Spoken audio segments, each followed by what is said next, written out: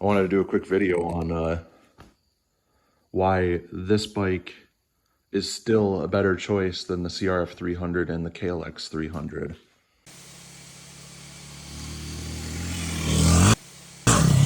Oh. Really, my main purpose for buying this bike, my use case, I guess I should say, is mostly off-road riding.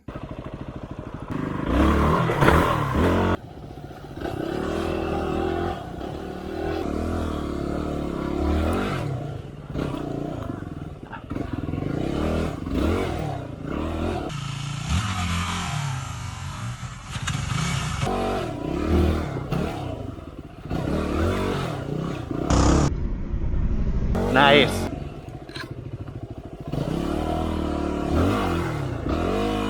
Now, the CRF300 and the KLX300 will be great at that, yes, but they won't be as good as this. This has more ground clearance, better suspension, more suspension travel, just in general. It has more, if not, it has identical, if not more power still than the CRF300 and the KLX300. I mean, this bike is kind of in a class of its own. It's more comparable to the DRZ when it comes to just downright, capability.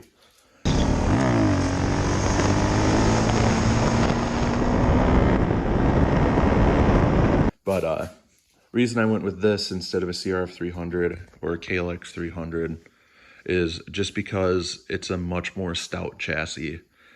Basically, this bike is just set up to take a lot more abuse. The subframe on the CRF300L is actually welded in place to the frame there.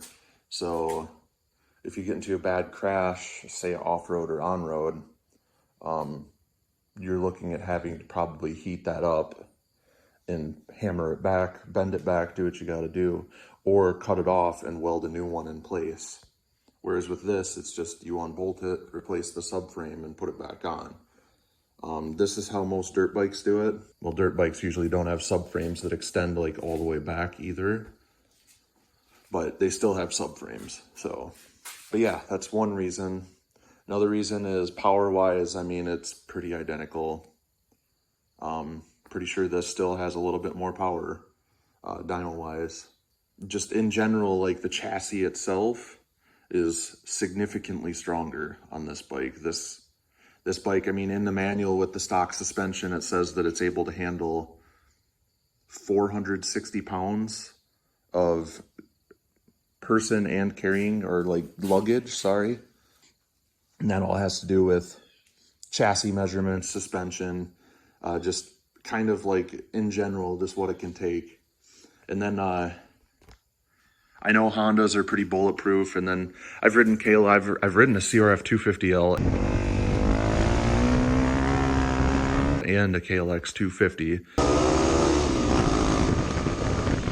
The KLX300 is identical to the KLX250, just with a bored out motor. I didn't like that bike as much, and I know it's subjective, but my main reasoning was I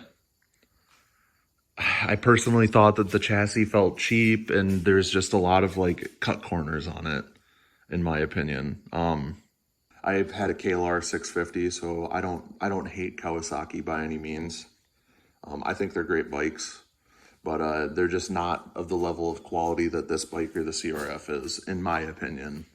CRF250L, I loved that bike, but it was just way too small for me, and the suspension is extremely soft.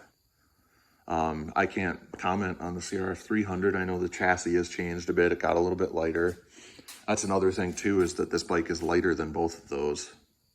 So if you're just going to be doing more aggressive riding in general, you're better off getting this over the CRF300 or KLX250, 300, sorry. This bike is it's just set up for abuse better, for harder trails, doing that kind of stuff. You'd be much better off with this. And then the forks, I'm pretty sure that those bikes only have 43 millimeter forks. These have 46 mil. And the shock, all the suspension is completely adjustable on this bike too. So, although I do recommend, like, if you get into really hard off-road riding, do what I did here. This is my old bike. Put some Race Tech Gold valves in. I haven't really done too many rides with it yet, but it completely changes the suspension, makes it much, much better. But yeah. And then another thing with this bike is that this bike has been out long enough now to where it's proven.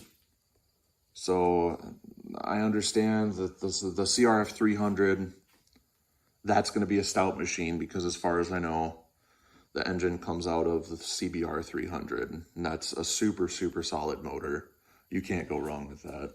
But the KLX300 being a bored out version of the KLX250, which is, I don't know, we'll just have to see on that one. I think it'll be a decently reliable bike, but I just don't think it'll be up to the standards that the Yamaha and the Honda are.